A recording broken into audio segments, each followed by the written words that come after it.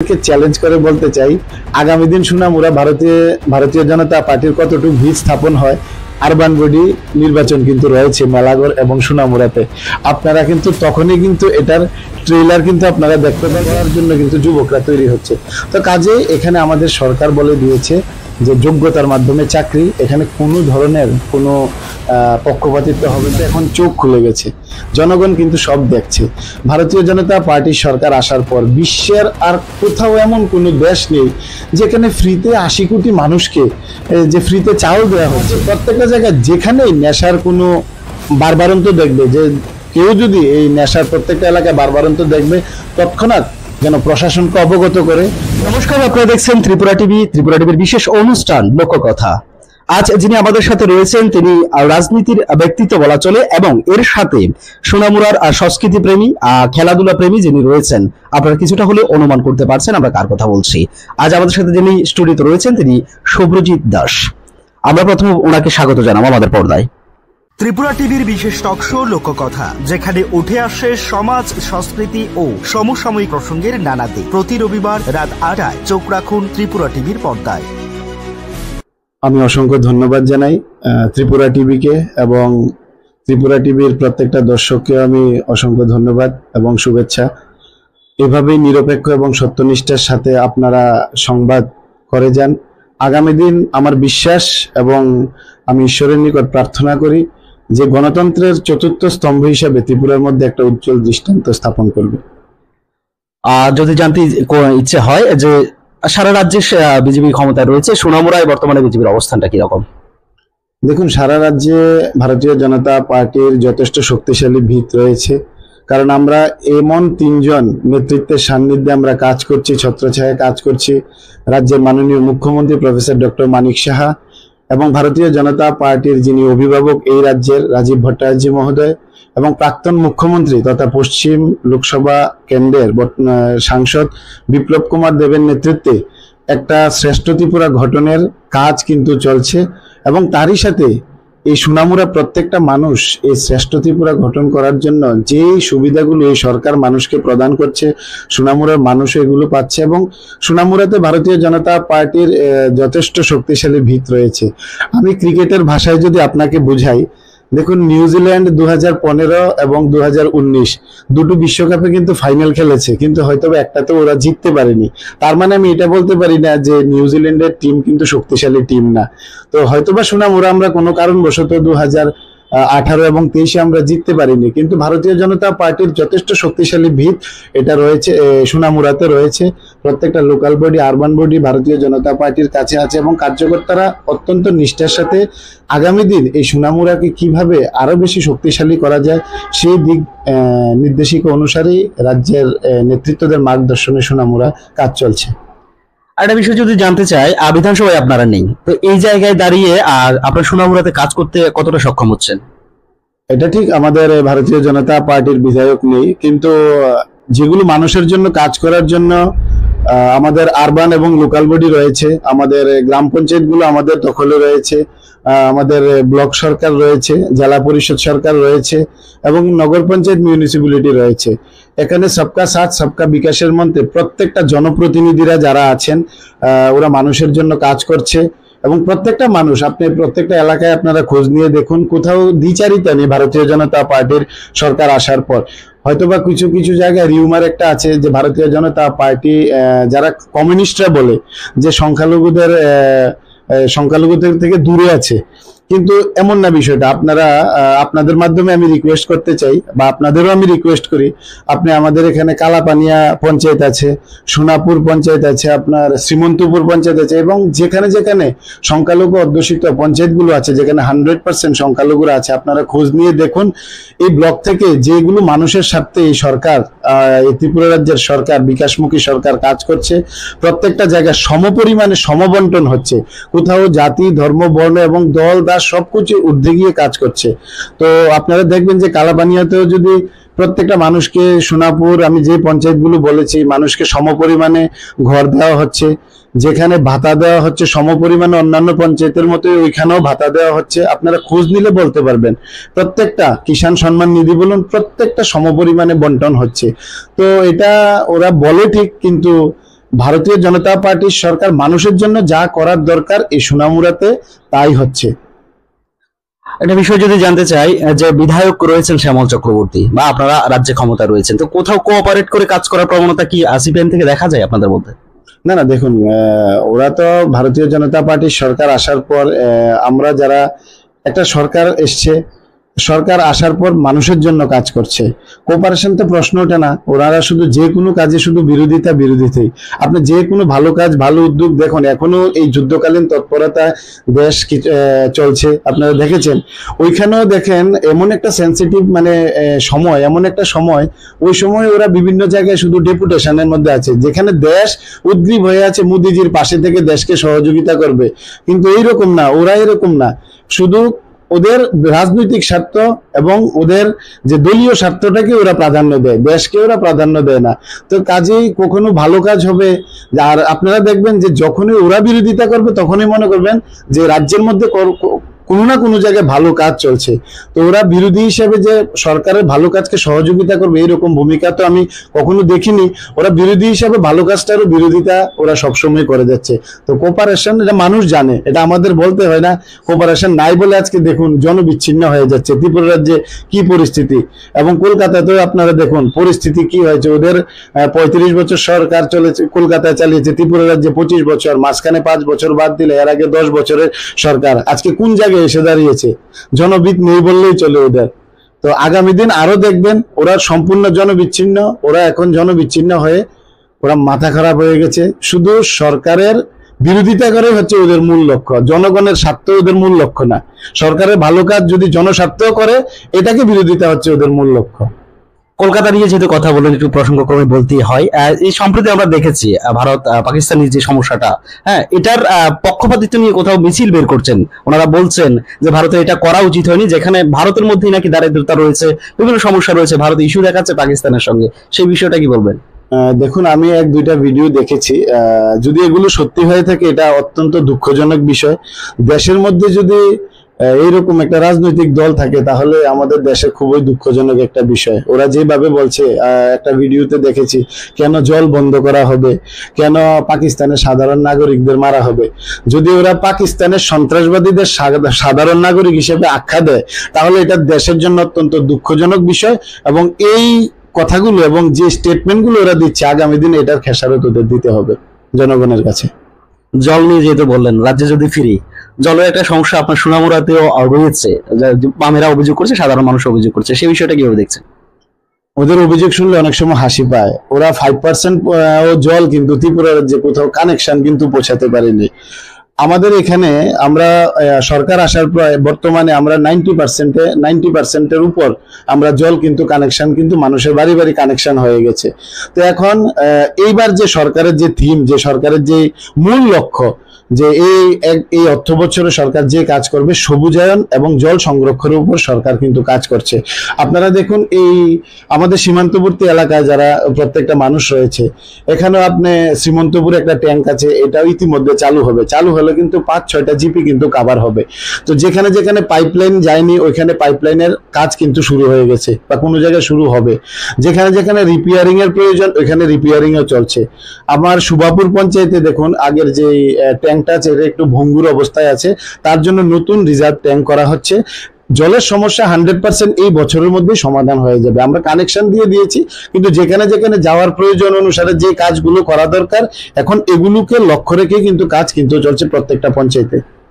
স্বাস্থ্য পরিষেবার দিকে যদি নজর রাখি, হাসপাতালের পরিষেবা খারাপ, ডাক্তার কম, বিভিন্ন রকম অভিযোগ কিন্তু উঠে আসে। এই বিষয়টা দেখুন, ত্রিপুরা রাজ্যের যারা সুনামধন্য ডাক্তারবাবুরা প্রত্যেকটা মানুষের জন্য একটা পেশেন্টকে কিভাবে ভালো পরিষেবা দেওয়া যায় কাজ করছে, এবং সরকারও কিন্তু স্বাস্থ্য পরিষেবার দিকে অত্যন্ত সোনামুড়াতে দেখেন যে আমাদের সোনামুড়া হসপিটাল যেটা আছে, সোনামুড়াতে যথেষ্ট মানে একটা হসপিটাল চালানোর জন্য যে প্রয়োজনীয়তা অনুসারে ডাক্তারের প্রয়োজন আছে। সমস্যাটা একটু কোন জায়গায় হয়, যখন ধনপুর থেকে বা কমলনগর মতিনগর থেকে যখন পেশেন্টটা বেশি পরিমাণে এখানে রেফার হয় তখন হয়তো বা কিছু জায়গায় একটু সমস্যা হতে পারে। তো এটার জন্য যে 3জন ডাক্তার রয়েছে, আর এখানে একজন ডেন্টিস্ট রয়েছে, একটা আয়ুর্বেদিক ডাক্তার রয়েছে, একটা হোমিওপ্যাথি ডাক্তারও কিন্তু রয়েছে। তাছাড়া আরো 3জন সুনামধন্য ডাক্তার সোনামুড়াতে মানুষের পরিষেবা দেওয়ার জন্য কাজ করছে। আমি যতটুকু জানি, আমার কথা হয় এমওএসির সাথে এবং প্রত্যেকটা জায়গায় কথা হয়। তো তারপরেও যে ওই চাপগুলি যখন আসে, বাড়তি চাপ, দেখুন পেশেন্ট সবসময় হসপিটালে সবসময় কেউ বলতে পারে না কখন কতটা পেশেন্ট আসবে। সোনামুড়া হসপিটালকে চালানোর জন্য যেটা দরকার ব্যাকআপ সেটাই আছে, কিন্তু ওই যে কমলনগর, মতিনগর বা এই ধনপুর থেকে যে পেশেন্টগুলো অনেক সময় এখানে আসে, কিছুটা পেশেন্ট ওই সময় একটু বেড়ে যায়। তো তদুপরিও যেন এই সমস্যা যাতে না থাকে ওই একটা নির্দিষ্ট সময়ের জন্য, তারপরেও আমার হায়ার অথরিটি যারা আছে, আমার ব্যক্তিগত পক্ষ থেকে আমি কখনো ওদেরকে আর্জি জানাবো যদি একজন ডাক্তারবাবু এখানে দেওয়া যায় তাহলে ওই বাড়তি চাপটা থেকে কিছুটা রিলিজ পাওয়া যাবে। আমরা প্রথমেই বলেছিলাম আপনি একজন সংস্কৃতি পরায়ণ লোক, তো সেই ক্ষেত্রে সোনামুড়ার মধ্যে শিল্প সংস্কৃতিকে বাঁচিয়ে রাখার লক্ষ্যে আপনার ভূমিকা কি থাকবে? দেখুন, সোনামুড়া একটা সংস্কৃতি পরায়ণ একটা জায়গা। এখানে প্রত্যেকটা লোক সংস্কৃতিকে ভালোবাসে, প্রত্যেকটা শিল্পী। আপনারা কিছুদিন আগে দেখেছেন মেলাগড়ে আমার একটা ছোট বোন আমাদের সোনামুড়া থেকে এই রাজ্যের হয়ে কিন্তু ত্রিপুরার ভারতবর্ষের মঞ্চে দ্বিতীয় স্থান হয়তো বা অধিকার করেছে। তো এটা আমাদের জন্য অত্যন্ত গর্বের বিষয়, এবং এখানে অনেক যোগ্য সাংস্কৃতিক ব্যক্তিত্বরা আছে। ওদেরকে নিয়ে আগামী দিন বসা, বিগত দিনে ওদের সাথে আমার কথা হয়েছে, আমি ওদের সাথে যুক্ত আছি, এবং ওদের বিভিন্ন সুবিধা অসুবিধা কিন্তু আমরা প্রত্যেকে আমরা শেয়ার করি, ওনারাও বলে, অনেক সময় আমার সাথেও কথা হয়। তো আগামী দিন এই সাংস্কৃতিক জগৎকে এবং এই সাংস্কৃতিক সোনামুড়াকে কিভাবে গড়ে তোলা যায়, যারা আমাদের থেকেও যারা এবং অনেক অনেক ট্যালেন্টেড লোক আছে, তাদের পরামর্শ নিয়ে কিভাবে এই সোনামুড়া যতটা আছে, যতটা সাংস্কৃতিক স্ট্রাকচার সোনামুড়াতে আছে, আমরা তো এখানেই থেমে থাকবো না, তার থেকে আরো বেস্ট কি করে করা যায়। যেমন সে নাটকে হোক বা যে গানে হোক বা তবলাতেই হোক বা যে কোনো ডিপার্টমেন্টে যারা আছে, এটা আমার থেকে ওরা ভালো বুঝবে। তো কিভাবে ওদের সাজেশন নিয়ে, ওদের থেকে আমরা কথা বলে, ওদের থেকে আমরা এই যে ওদের নির্দেশিকা নিয়ে আগামী দিন সংস্কৃতিকে সোনামুড়া কিভাবে ডেভেলপমেন্ট করা যায়, এখন যতটুকু আছে খুব ভালো, তার থেকে আমরা আরো কিভাবে বেটার করা যায় এটা আমরা চেষ্টা করব কথা বলে সবার সাথে। আর কিছুদিন পর পরই চুরিকাণ্ড সোনামুড়ায়, বিরোধীদের অভিযোগ অভাব দারিদ্রতা এর জন্যই নাকি এই চুরিগুলো হচ্ছে। তো আপনি কি বলবেন, যদি অভাব দারিদ্রতা হয় নাকি নেশার বিষয়টা, কোনটা আপনার নজরে আসছে? দেখুন, অভাব দারিদ্রতা তো হতেই পারে না, আপনারা এটা পরিলক্ষিত যে কেউ বলার জন্য বলবে। আমি একটু আগে বলেছি আপনাদের যে বিরোধী হিসেবে বিরোধিতা করার জন্য এবং সরকারকে বদনাম করার জন্য কাজ করবে, এটা ঠিক না। কারণ জনগণের কিন্তু এখন চোখ খুলে গেছে, জনগণ কিন্তু সব দেখছে। ভারতীয় জনতা পার্টির সরকার আসার পর বিশ্বের আর কোথাও এমন কোনো দেশ নেই যেখানে ফ্রিতে 80 কোটি মানুষকে যে ফ্রিতে চাউল দেওয়া হচ্ছে। তো এখানে অভাব অনটন কিন্তু আজকের এই ভারতীয় জনতা পার্টির সরকারের সময় এইরকম কোন একজন ব্যক্তি আপনারা দেখতে পারবেন না যে ক্ষুধার্ত অবস্থায় আছে। তো অভাব অনটনের প্রশ্ন ওঠে না। হ্যাঁ, যদিও কিছুটা হয়ে থাকে নেশার কবলে, কিছু একটা লোক, কিছু যুব সমাজ নেশার কবলে পড়ে এই বিষয়গুলো করেছে। আপনারা দেখেছেন সোনামুড়াতেও গার্লস স্কুলে, এনসিএ স্কুলে বিশাল একটা চুরিকাণ্ড ঘটেছে। তো আমি সোনামুড়ার সাধারণ নাগরিক সবাইকে আহ্বান করেছি যে কিভাবে যুব সমাজকে ঠিক করা যায়। শুধু এটা আমাদের পরিবার যারা প্যারেন্টস আছে, ভাই আছে, শুধু ওদের কর্তব্য না। যদি পার্শ্ববর্তী কেউ যদি থাকে, যদি দেখি আমার কোনো ভাই, আমার কোনো ভাইয়ের ছেলে, বন্ধুর ছেলে যদি এইরকম নেশায় আসক্তির দিকে যায়, তাহলে প্রত্যেকে আমাদের কর্তব্য ওদেরকে সঠিক রাস্তা দেখানো। তো আমরা সোনামুড়ার প্রত্যেকটা সোনাগরিক সবাই মিলে আমরা একটা সুন্দর সোনামুড়া তৈরি করতে হবে। এটা শুধু একটা সরকারের ভূমিকা না, সরকারের সদর্থক ভূমিকা তো সবসময় থাকবে, প্রশাসনের সদর্থক ভূমিকা আছে বলেই কিন্তু ওই চুরগুলিকে প্রশাসন ধরেছে, আইডেন্টিফাই করতে পেরেছে। তারপরেও আগামী দিন যেন এই ঘটনাগুলো না হয়, সোনামুড়ার প্রত্যেকটা নাগরিক সচেতন ভাবে কিন্তু এগুলো শক্ত হাতে দমন করতে হবে। তাই প্রত্যেকে উচিত শুধু বিরোধিতা না করে, সে যে কোনো দলের হতে পারে, যে কোনো ধর্মের হতে পারে, যে কোনো মতের হতে পারে, সবাই মিলে আমরা সর্বপ্রথম আমাদের সোনামুড়া মানুষের সুবিধা, সোনামুড়া মানুষের উন্নয়ন, এই দিকটাকে ফোকাস করা অত্যন্ত প্রয়োজন। বিপ্লব দেব ক্ষমতায় আসার পরই যে নেশামুক্ত রাজ্য ত্রিপুরা গড়ার ডাক দিয়েছিলেন, সেই নিরিখে সোনামুড়ার কার্যকর বা ভূমিকা কি নিচ্ছে? দেখুন, বিপ্লব দেব আমাদের জনপ্রিয় যিনি প্রাক্তন মুখ্যমন্ত্রী, বর্তমান সাংসদ, উনি নেশামুক্তি বা নেশামুক্ত ত্রিপুরা ডাক দিয়েছিলেন। এখনো কিন্তু প্রফেসর ডক্টর মানিক সাহার মুখ্যমন্ত্রীত্বে কিন্তু এই নেশামুক্ত অভিযান কিন্তু চলছে। প্রত্যেকটা জায়গায় যেখানেই যারা নেশার সাথে যুক্ত যখনই ধরা হয়, সরকার কিন্তু জিরো টলারেন্সে কিন্তু তাদেরকে আইনের আওতায় কিন্তু আনছে। সোনামুড়াতেও পরিস্থিতি এখন যথেষ্ট কন্ট্রোলে রয়েছে, সোনামুড়াতেও এই অভিযান কার্যকর রয়েছে। আমাদের প্রত্যেকটা কার্যকর্তা, গ্রাম প্রধান, মেম্বার থেকে শুরু করে এবং যেখানে ভারতীয় জনতা পার্টির বুথ সভাপতি থেকে সবাইকে আমার ব্যক্তিগত তরফ থেকেও আমি মন্ডল সভাপতি হওয়ার পর বার্তা দিয়ে রেখেছি যে একটা গ্রাম এলাকা এবং তার নিজস্ব বুথ এটা দেখার দায়িত্ব কিন্তু আমাদের প্রত্যেকের, যারা রাষ্ট্রবাদী চিন্তা ভাবনা নিয়ে আমরা চলি। তো কাজে প্রত্যেকটা জায়গায় যেখানেই নেশার কোনো বারবারন্ত দেখবে, যে কেউ যদি এই নেশার প্রত্যেকটা এলাকায় বারবারন্ত দেখবে, তৎক্ষণাৎ যেন প্রশাসনকে অবগত করে। প্রশাসন কিন্তু একদম দৃঢ় হাতে কিন্তু এটার বিরুদ্ধে কিন্তু লড়াই করছে। কারণ আমার রাজ্যের মাননীয় মুখ্যমন্ত্রী, আপনি দেখেছেন, প্রফেসর ডক্টর মানিক শাহ বিধানসভায় দাঁড়িয়ে বলেছে যে এগুলো আস্তে আস্তে আস্তে ধরে ধরে যে কিং, তাদেরকে ধরতে হবে এবং ত্রিপুরা যুব সমাজকে কিন্তু রক্ষা করতে হবে। এটা মুখ্যমন্ত্রী স্বপ্ন দেখেছেন। এই স্বপ্ন বাস্তবায়নে আমার আপনার প্রত্যেকের কর্তব্য ওনার স্বপ্নকে সত্যি করার, ওনার যে স্বপ্ন এটাকে সত্যি করার ক্ষেত্রে আমাদের প্রত্যেকের সংযোগ এবং প্রত্যেকের যে অংশগ্রহণ কিন্তু অত্যন্ত প্রয়োজন। এক্ষেত্রে খেলাধুলার প্রয়োজনীয়তা কি মনে করছেন, যে এই নেশা থেকে বেরিয়ে আসার জন্য যুব সমাজকে খেলাধুলার প্রতি আকৃষ্ট করার বিষয়টা?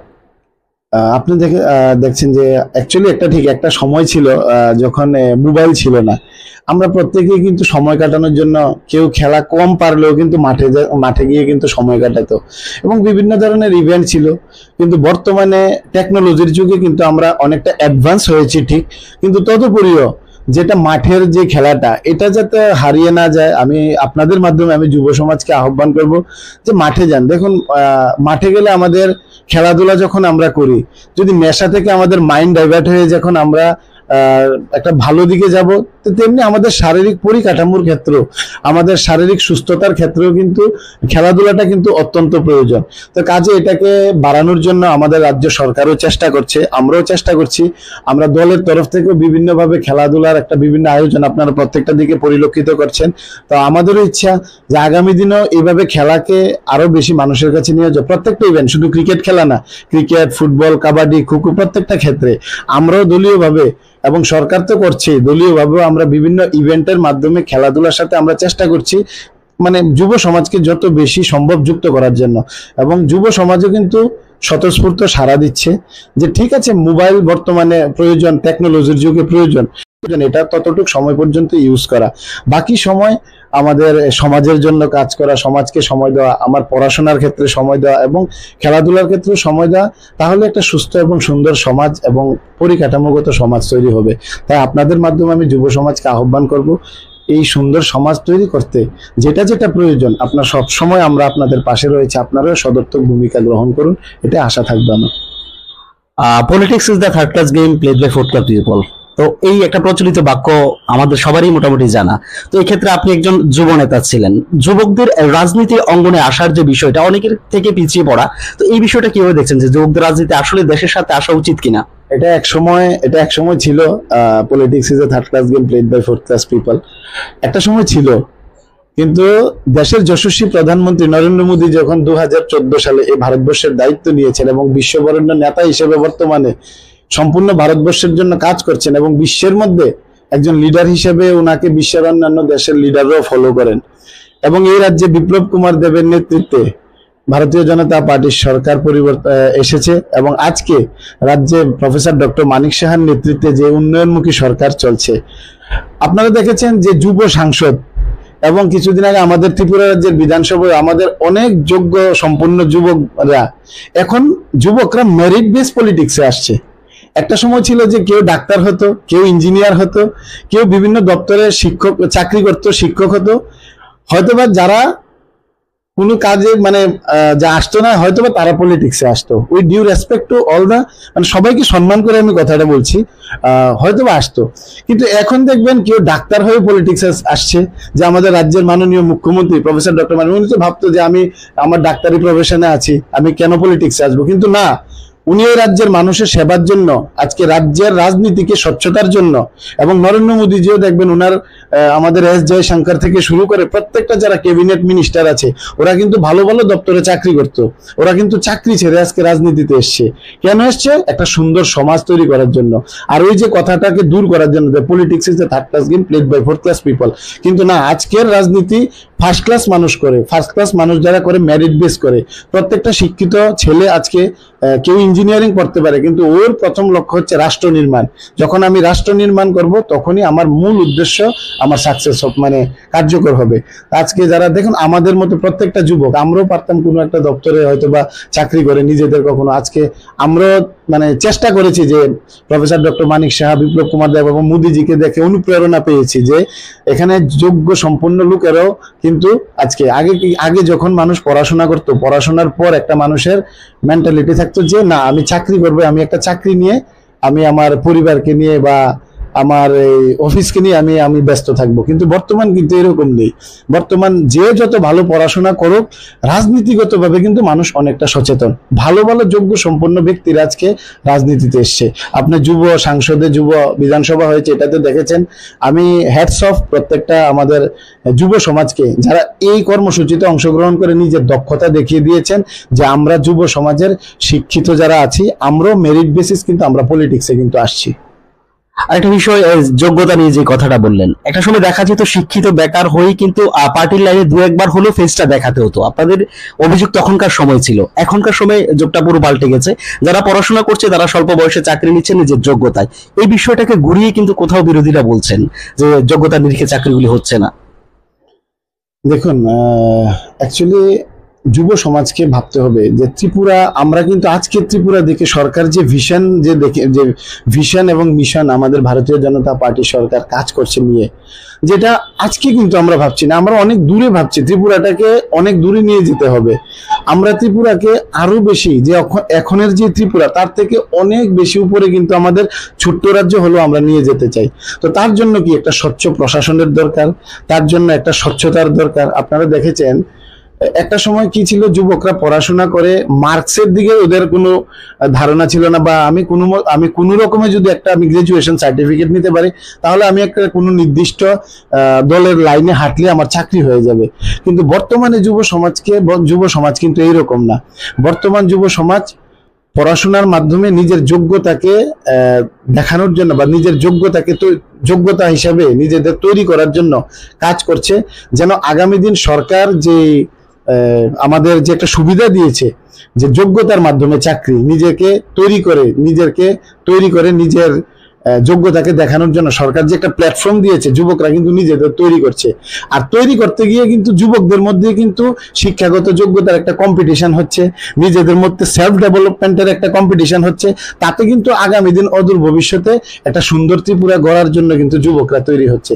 তো কাজে এখানে আমাদের সরকার বলে দিয়েছে যে যোগ্যতার মাধ্যমে চাকরি, এখানে কোনো ধরনের কোনো পক্ষপাতিত্ব হবে না, কোনো দলীয়করণ হবে না। দলীয়করণ করে আপনারা দেখেছেন এটা সুপ্রিম কোর্টের আইন, এটা সুপ্রিম কোর্টের যে আইন, এটা কিন্তু আমরা একজন এই দেশের সুনাগরিক হিসেবে, এই দেশের একটা রাষ্ট্রবাদী দল হিসেবে আমাদের সরকার মানতে বাধ্য। আর যে দল মানেনি, যারা সরকার চালিয়েছে, আপনারা দেখেছেন ত্রিপুরা রাজ্যে 10,323 হয়েছে। কিছুদিন আগে কলকাতাতেও প্রায় 26,000 চাকরি কিন্তু কলকাতায় খারিজ হয়েছে। তো আমরা চাই না যে একটা পক্ষপাতিত্ব করে সুপ্রিম কোর্টের গাইডলাইনকে আমরা অবমাননা করে আমরা একটা কিছু করব। যেহেতু দেশের সর্বোচ্চ ন্যায়ালয় এই আইনটা চালু করেছে, এটাকে অবমাননা করে আমরা কিছু করব আর আগামী দিন যুব সমাজ রাস্তায় ঘুরতে হবে, এটা ভারতীয় জনতা পার্টির সরকার কখনো চায় না। তাই সেই দিশাতে সরকার কাজ করছে এবং যুবকদের কাছে আমার আহ্বান, সরকারের প্রতি বিশ্বাস রাখতে হবে এবং সরকারের প্রতি যে ধ্যান ধারণা, সরকারও তোমাদের চিন্তা ভাবনা অনুসারে কিন্তু সবকিছু তোমাদের তৈরি করে দিচ্ছে। 10,323 প্রসঙ্গটা যখন তুললেন, এই চাকরিগুলো যাওয়ার পর শিক্ষালয়ে অনেকটাই শিক্ষকের অভাব, তো সেই বিষয়টা রিকভারি করার জন্য সরকার কি পদক্ষেপ নিচ্ছে? দেখুন ট্যাটের মাধ্যমে কিন্তু অনেকগুলো রিক্রুটমেন্ট আপনার ত্রিপুরা রাজ্যে হয়েছে।